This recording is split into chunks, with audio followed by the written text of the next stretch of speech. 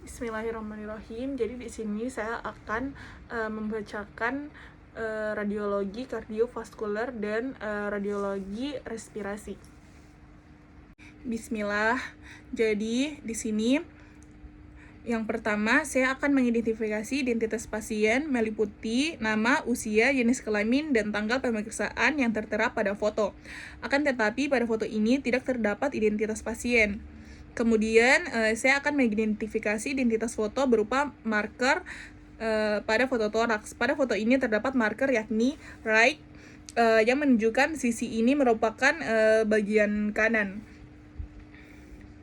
Kemudian saya akan memasang foto di light box seolah-olah pasien berada di depan saya.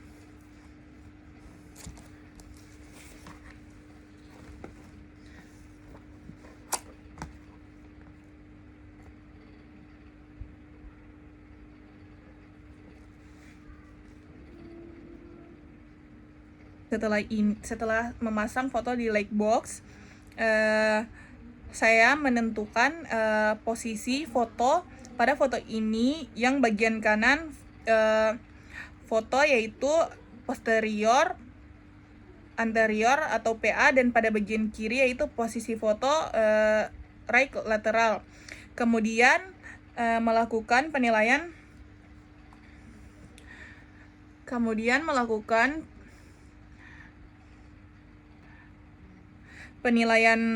foto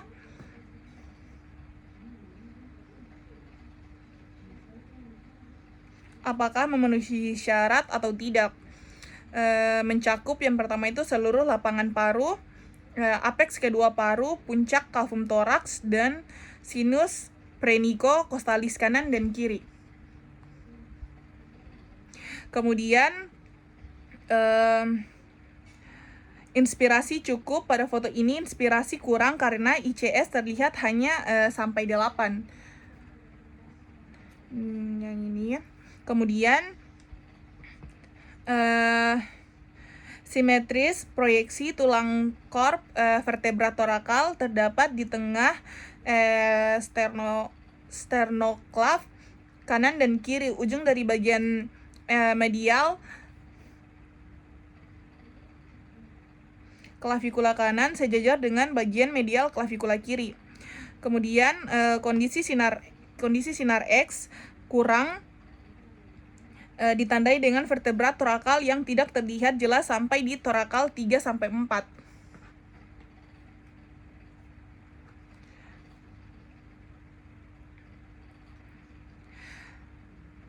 Kemudian mengidentifikasi corakah vaskuler paru, di mana corakan bronkavaskuler pada paru foto ini normal. Kemudian menilai kondisi paru apakah terdapat kelainan atau tidak. Yang pertama itu terdapat kelainan yaitu perselubungan homogen di bagian lobus dextra.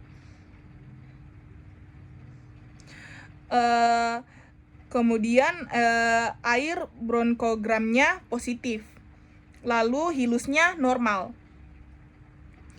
Kemudian menilai kavum toraks berupa mediastinumnya itu dia normal. Kemudian sinus dextra tampak berselubung. Kemudian diafragma dextra lebih tinggi dibandingkan dextra sinistra yang menandakan letak diafragma normal.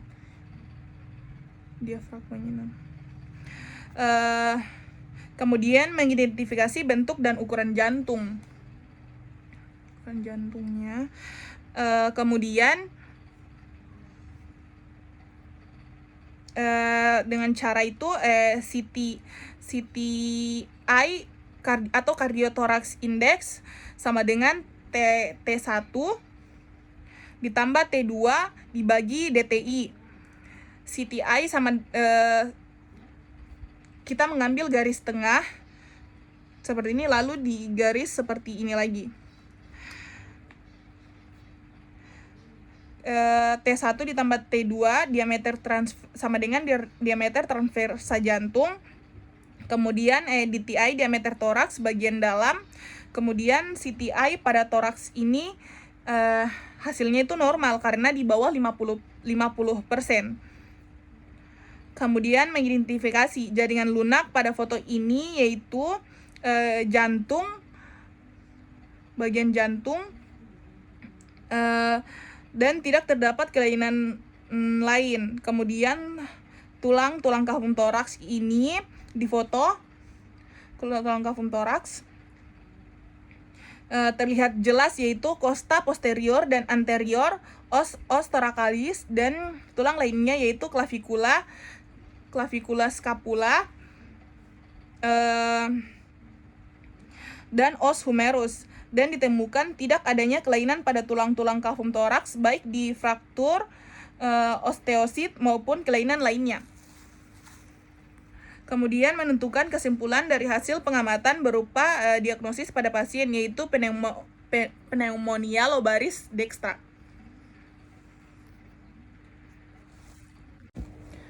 Baik, kemudian kita lanjut ke skenario 2. Pertama itu mengucapkan Bismillahirrahmanirrahim. Jadi di sini saya akan mengidentifikasi identitas pasien meliputi nama, usia, jenis kelamin, dan tanggal pemeriksaan yang tertera pada foto. Akan tetapi pada foto ini tidak terdapat identitas pasien.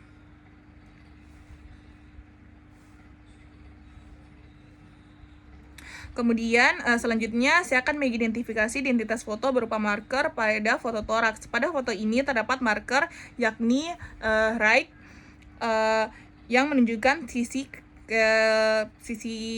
kanan dari foto ini. Kemudian saya akan memasang foto ini di light box seolah-olah pasien berada di sebelah atau di depan saya.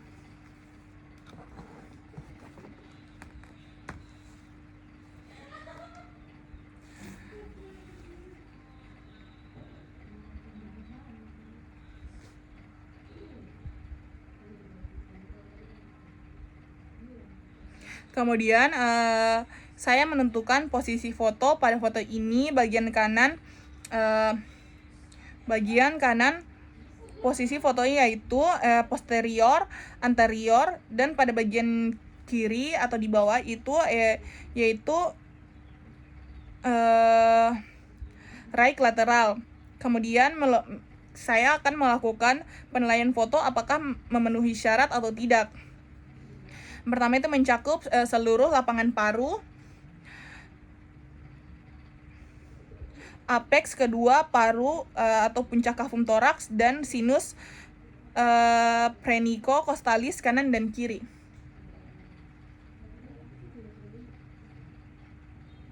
Kemudian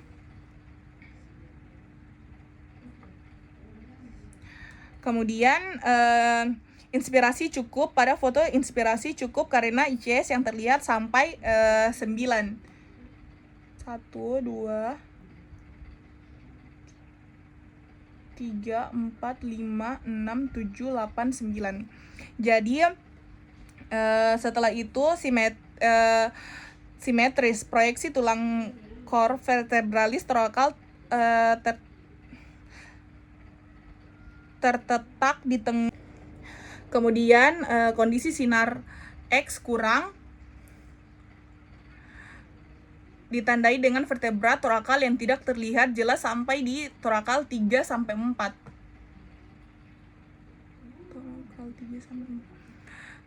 Kemudian mengidentifikasi corakan vaskuler paru, di mana corakan bronchovaskular paru pada foto ini normal.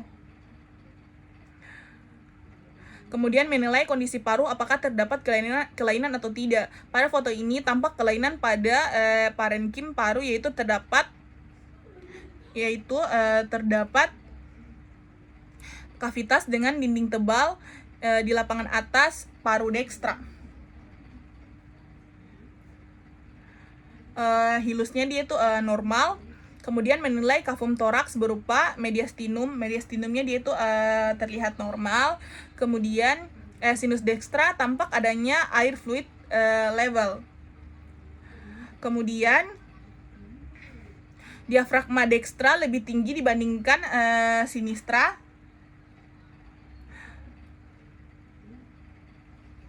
yang menandakan letak diafragma normal.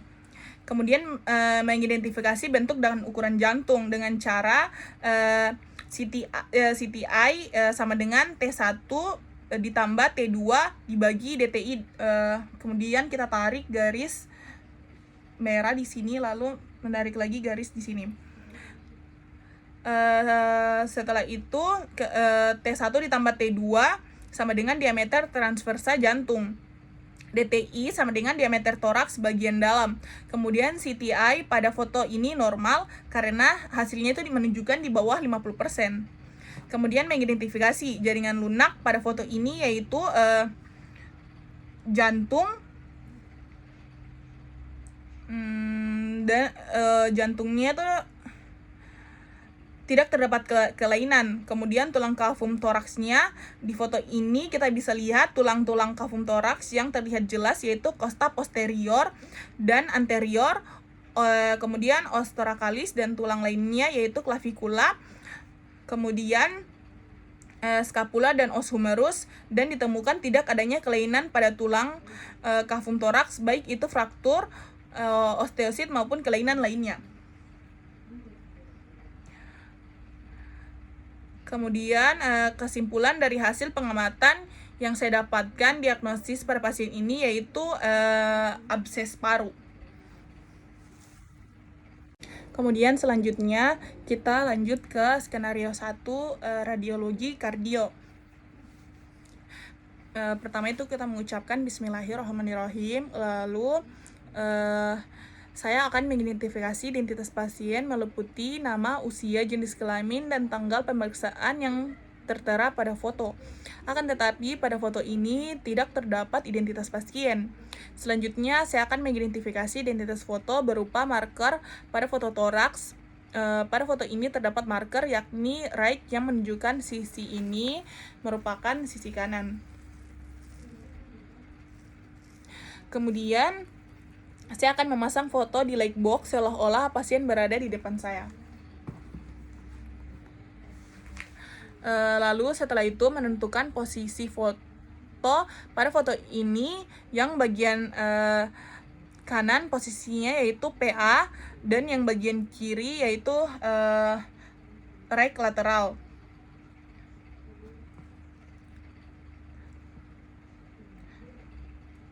Setelah itu memasang foto toraks dengan benar sesuai dengan marker R right atau L left atau D dextra, S sinistra, proyeksi posisi foto toraks.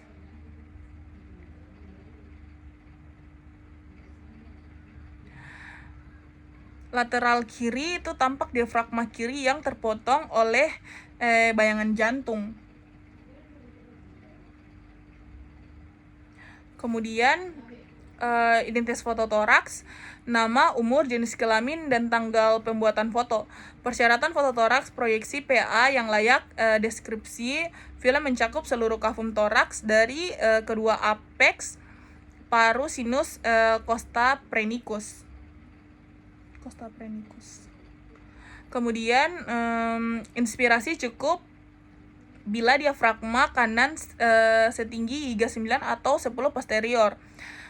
Sama dengan inspirasinya dia itu cukup.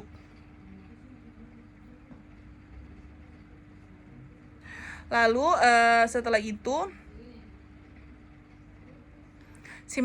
simetris bila korpus vertebra thoracalis terletak di tengah sendi sternoclavicularis simetri.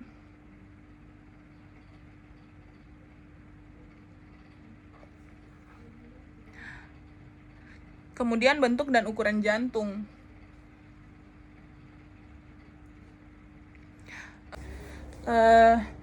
Kemudian normal itu apabila bentuknya itu seperti buah pir, buah jambu, atau buah alpukat. Namun di sini terlihat tidak normal. Abnormal itu bila bentuk khas sepatu oval atau kotak. Pinggang jantung dapat dangkal atau cengkung atau melurus atau menonjol. Di sini pinggang jantung itu dalam. Kemudian mengukur indeks jantung, kardia indeks, CI. Kemudian identifikasi penilaian segmen-segmen anatomis jantung, normal atau membesar. Batas kanan dibentuk oleh atrium, batas kanan itu dia dibentuk oleh atrium kanan dan aorta ascendens. Batas kiri dari atas itu aorta knob, pinggang jantung akan agak cengkung, dibentuk oleh conus pulmonalis dan auricle atau atrium kiri. Dan segmen ventrikel kiri dengan letak apex cordis di atas diafragma. Ventrikel kanan letak dibandingkan osternum pada fototoraks posisi lateral kiri. Pembesaran segmen-segmen anatomis jantung. Kemudian atrium kanan membesar, right atrial enlargement atau RAE. Batas kanan jantung menonjol, yaitu diameter transversa kanan jantung dibagi dengan diameter hemitoraks kanan lebih dari sepertiga. Atrium kiri membesar, kontur ganda pada batas kanan jantung. Auricle kiri menonjol, bronkus utama kiri terangkat. Kemudian ventrikel kanan, right ventricular learning atau RVE, jantung melebar ke kiri dengan apex yang terangkat pada conus pulmonalis menonjol atau proyeksi PA, dan retroternal clear space menyempit atau proyeksi lateral kiri. Ventrikel kiri membesar, left ventricular enlargement LVA, jantung melebar ke kiri dengan apex yang tertanam. Proyeksi PA dan retrokardiak clear, apex menyempit menghilang, proyeksi lateral kiri.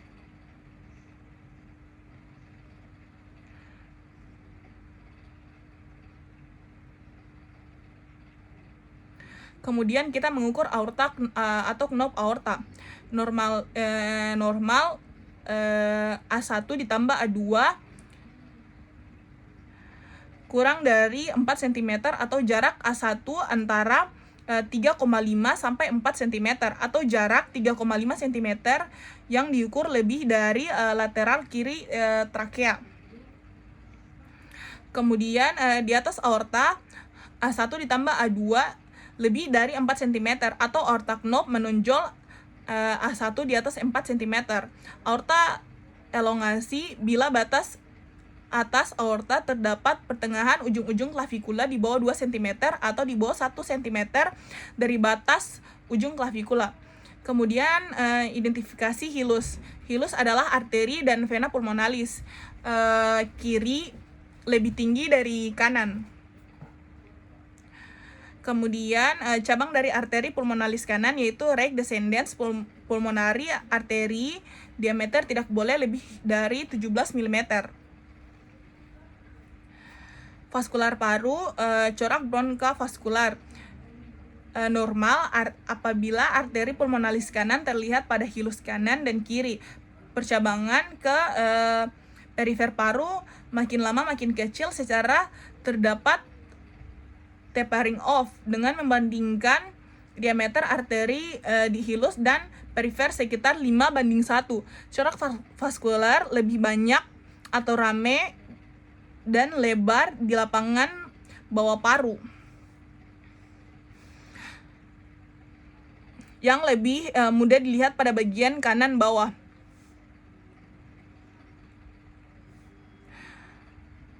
Dibandingkan dengan corak vaskular pada lapangan atas paru. Meningkat vaskular pada suprahilar kanan kiri bertambah dan bisa melebar karena di samping pembuluh darah arteri juga akibat vena-vena yang terbendung. Vena-vena pulmonalis tampak sekitar hilus, bentuk pendek dan lebar. Kemudian menurun vaskuler paru, tampak sepi, berkurang dibandingkan dengan normal. Dibandingkan dengan normal. Kemudian penilaian parensim paru dan sinus costaphrenicus dia itu normal. Perkabutan peralihan ada edem paru, kemudian sinus costaphrenicus tumpul atau berselubung efusi pleura. Kesannya yaitu kelainan jantung yang didapat itu pembesaran ventrikel kiri aorta dilatasi dari elongasi pinggang jantung dalam.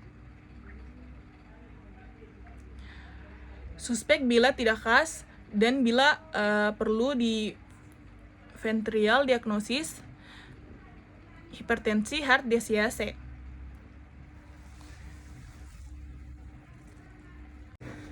Kemudian kita lanjut ke skenario 2.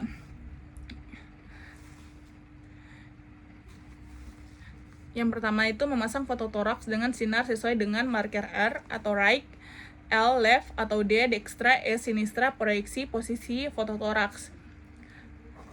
Di sini R menunjukkan right atau posisi kanan.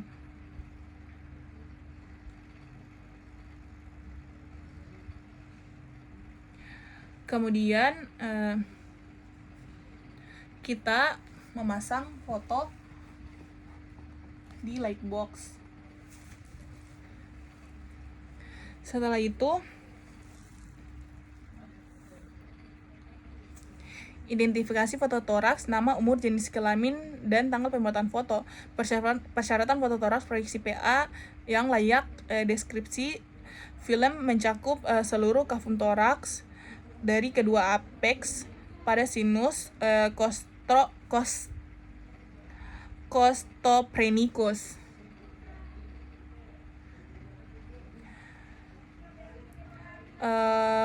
Kemudian inspirasi cukup bila diafragma kanan setinggi IGA 9 atau 10 posterior. Ya, di sini mencakup setinggi IGA 9 atau 10 posterior. Kemudian simetris bila korpus vertebra thoracalis terletak di tengah sendi sternoclavicularis. Dan di sini juga iya karena vertebra thoracalis terletak di tengah sendi sternoclavicularis. Kemudian kondisi foto cukup, jumlah sinar cukup karena foto di luar kavum toraks itu kelihatan.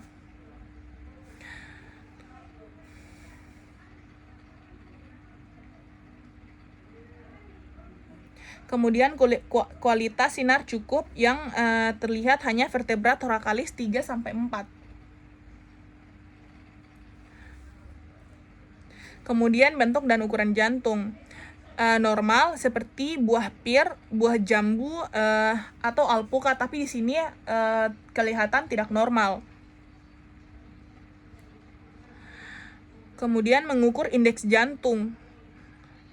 Indeks jantung di atas 50% atau kardiomegali. Kemudian identifikasi penilaian segmen-segmen anatomis jantung normal atau membesar. Batas kanan membentuk oleh atrium kanan dan aorta ascendens. Batas kiri dari atas aorta knob pinggang jantung yang agak cengkung dibentuk oleh conus pulmonaris auricle atau atrium kiri, dan segmen ventrikel kiri dengan latex apex cordis di atas diafragma. Ventrikel kanan terletak di sebelah os sternum pada foto toraks posisi lateral kiri. Pembesaran segmen-segmen anatomis jantung. Kemudian atrium kanan membesar atau RAE. Batas kanan jantung menonjol yaitu diameter transversa kanan jantung di bagian dengan diameter hemitoraks kanan lebih dari 1/3. Atrium kiri membesar atau LAE, kontur ganda, double kontur pada batas kanan jantung. Auricle kiri menonjol, bronkus utama kiri terangkat. Kemudian ventrikel kanan atau RVA, jantung melebar ke kiri dengan apeks yang terangkat dan konus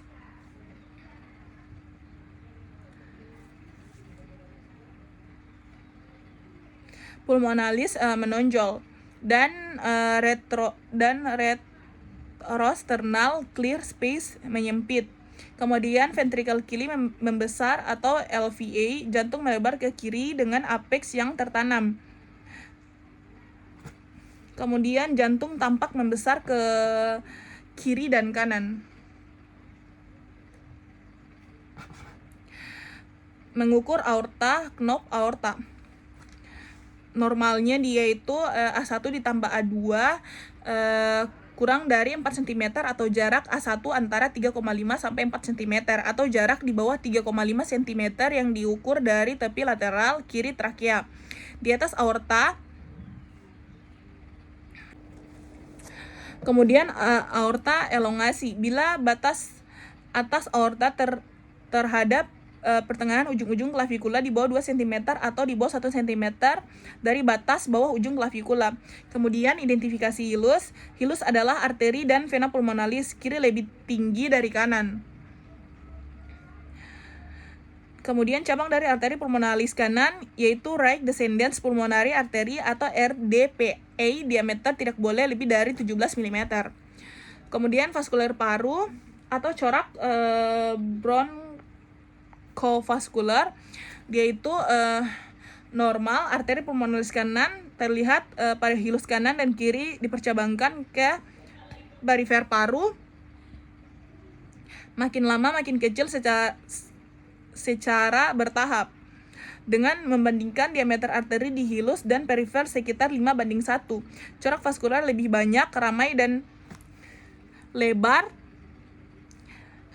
di lapangan bawah paru dibandingkan dengan corak vaskular yang pada lapangan atas paru.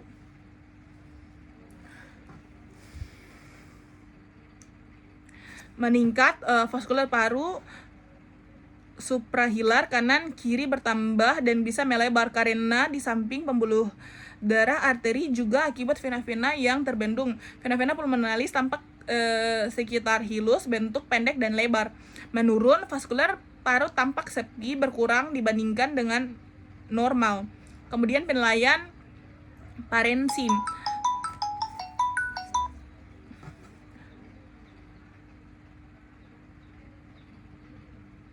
Paru dan sinus costophrenicus, dia itu normal. Perkabutan parahilar, dia itu terdapat udem paru. Kemudian sinus costophrenicus tumpul atau sama dengan efusi pleura. Kemudian kesannya itu jantung melebar ke kanan dan ke kiri seperti guci, membentuk seperti guci. Suspeknya bila tidak khas dan bila perlu diferensial diagnosis kardiomegali, efusi perikardium.